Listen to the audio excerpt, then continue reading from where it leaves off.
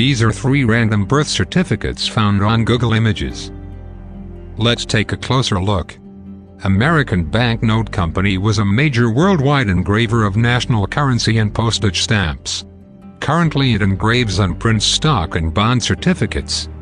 Take a look at your original birth certificate, and it will look very similar. When the United States declared bankruptcy, pledged all Americans as collateral against the national debt, and confiscated all gold, eliminating the means by which you could pay, it also assumed legal responsibility for providing a new way for you to pay, and it did that by providing what is known as the exemption. In 1933, the United States went into Chapter 11 restructuring, hence bankruptcy. Chapter 11 is a form of bankruptcy designed for corporations, not governments. When this bankruptcy took place, our constitutional republic was dissolved and replaced with a corporate democracy, social corporate fascism. Our elected representatives became the trustees, and the international banksters became the receivers. So what does this have to do with our birth certificates? The birth certificate created a fiction, the name of the baby in uppercase letters. The state/province sells the birth certificate to the Commerce Department of the Corporations of USA, which in turn places a bond on the birth certificate, thereby making it a negotiable instrument, and placing the fiction, called a strawman, into the warehouse of the Corporations of USA. Do not underestimate the power behind this trick. It is to con us into contracting with the feds so that they can legally confiscate our property. Since USA has been bankrupt for decades, having no substance such as gold and silver to back it, the only asset it has are men and women and our labor. We are the collateral for the interest on the loan of the World Bank. Each of us is registered, via the application for a birth certificate. The Treasury issues a bond on the birth certificate, and the bond is sold at a securities exchange and bought by the Federal Reserve Bank, which then uses it as collateral to issue banknotes. The United States government, in order to provide necessary goods and services, created a commercial bond, by pledging the property, labor, life and body of its citizens, as payment for the debt. We became nothing more than human resources and collateral for the debt.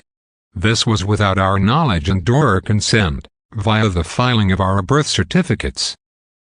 It says that Admiralty jurisdiction is applicable in the following locations: the high seas, any American ship, any lands reserved or acquired for the use of the United States, and under the exclusive or concurrent jurisdiction thereof, or any place purchased or otherwise acquired by the United States by consent of the legislature of the state.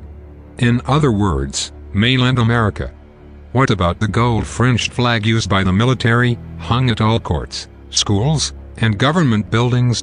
It all has to do with the British Maritime Admiralty law of flags. The gold fringe is a legal symbol indicating that the court is sitting under British maritime law and the Uniform Commercial Code, military and merchant law, not common or constitutional law. Under the Admiralty law of flags, the flag displayed gives notice of the law under which the ship, in this case the court, is regulated. Anyone entering that ship, court, accepts by doing so that they are submitting to the law indicated by that flag. Judges refuse to replace the flag with one without a fringe when asked by defendants who know the score, because that changes the law under which the court is sitting. If you appear in a court with a gold-fringed flag, your constitutional rights are suspended and you are being tried under British maritime military/merchant law. International Maritime Admiralty law, the law of the high seas, began in Samaria, was perfected in Rome, and continues to this day. Notice how regardless of whether you send a product by air, water, or land, you ship it. The ship pulls into its berth and ties the dock. The captain has to provide the port authorities with a certificate of manifest declaring the products he has brought. Through a legal loophole the royals have created, U.S. citizens are considered property of the Queen under British maritime law. Since we are born of our mother's water, from her birth canal, we are thereby a maritime product, a shipped commodity. Our mothers were delivering a product under maritime law, and that's why we are born in a delivery room. That's why the dock signs your birth certificate, your certificate of manifest. The United States Corporation came about just after the Civil War.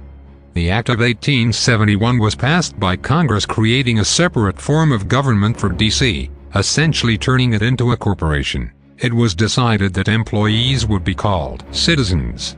So when you say in court or on paper that you are a citizen of the United States, you are not a free American, but an employee of U.S. Incorporated. When you get a fine, a ticket, a bill, or get sued, you must sign in all capital letters.